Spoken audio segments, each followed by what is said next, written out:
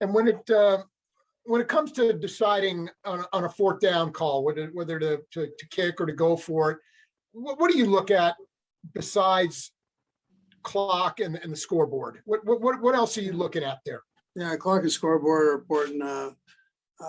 Field position, obviously, and then what you have on your sheet. What you feel comfortable with. How are things going out there, and on the field, and what you think you can get out of the plays that you maybe have designated for that area, if you have, and which ones are left over to use.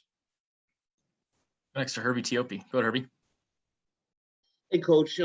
We've seen a couple of, we saw a 14 personnel scoring play in the preseason. Last week, a touchdown for Fortune out of the 13 personnel. What is it about this tight end group that has prompted you to get a little bit more creative with the personnel grouping? Well, I mean, first, Herbie, I haven't had 4 tight ends like this before. I mean, I've had 3 good ones, but never 4. And so we try to utilize the talent we have, and so we've put them out there and let them do some things, and they seem to be handling it okay. A couple of them are young guys, so. Let's go next to Seren Petro. Go ahead, Seren. Coach, I remember, you're sitting at 1 and 2. The overall arc of the question is about the urgency, but I hearken back to when you were 2015, when you were sitting at 1 and 5, and you came out and you said, well, we'll get it fixed. But you also were very honest and said, well, we've never been here, right? Like, you don't really know what it is. I know you've been at 1 and 2 a number of different times. So is this something you draw back into? Do you actually think back, okay, this is where we were, this is how it was, and you kind of have something in your old football playbooks that you bring out? This is how we got to go about correcting these things. Yeah, this one's unique, Seren. I think just from the fact that it's clear. I mean, it's clear. There's a reason why this is happening, and so we've got to take care of that part. The turnovers just kill you in this league. We stress that, and sometimes you can try so hard that crazy things happen. And it's important that you go back to the fundamentals and the basics, and take care of the ball and cover it in traffic, and then be smart with it when you're in the pocket. Tip balls are terrible. So if you're a receiver, you got to squeeze the ball. All the fundamental things that you work on, you just go back to the basics.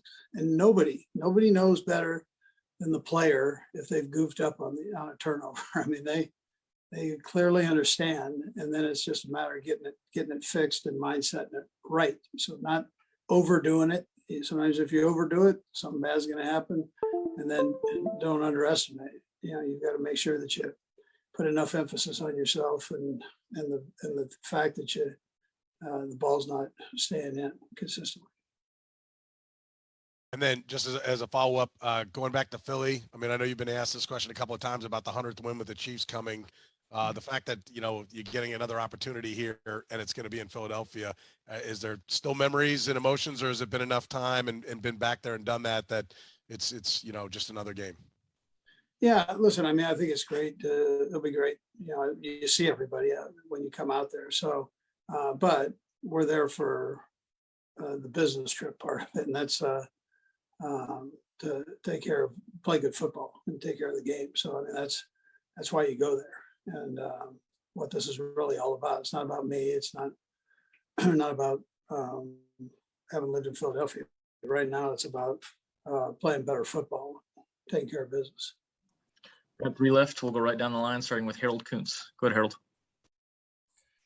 Andy, along the same lines of what Seren just asked, it's not just you, but EB played there. Greg Lewis played there. Mike Kafka played there. I'm just curious all the time. It's so many Philadelphia connections. Do you guys ever just kind of have a conversation every now and again, like, oh, I remember this back in Philadelphia. I remember that back in Philadelphia. A favorite place to eat, a favorite place to do things. Is there any of those conversations that maybe come up this week or just in the past?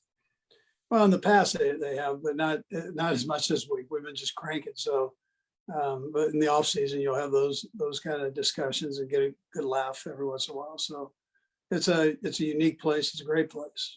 Philadelphia I love the city, and as those guys do. So it's a very unique place. Go next to Todd Lebo. Go, Todd.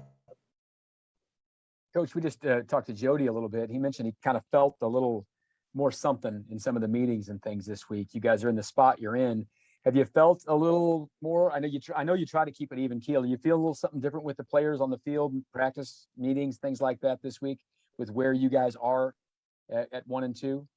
Well, look, I mean, there should be an urgency every week, and that's what we strive for. So there's an urgency this week to get yourself prepared to play. That's that'll continue here until we have a chance to get on the field and go.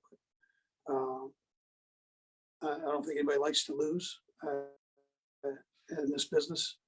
You're measured on the wins, not the losses, and you're criticized for the losses, and that's never a good feeling, right? So I'm sure everybody's feeling that, and they want to do better, and that's collectively is important.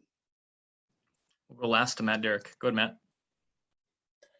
Hey, Coach, now that you've had a few days to get Josh Gordon out on the field and see where he is, what is your sense of his, football shape, his conditioning, and how long do you think it might be before he's ready to go? Yeah, listen, Matt, he looks in pretty good shape. I mean, he's got a little bit less body fat than I do. I mean, he can really, he's trimmed down and really fit. And so that's one thing he's been doing is working out. So I was going to say you and me, but I didn't want to put you in the box, Matt. But he's in, I think he's in good shape, and he's been out here working very hard.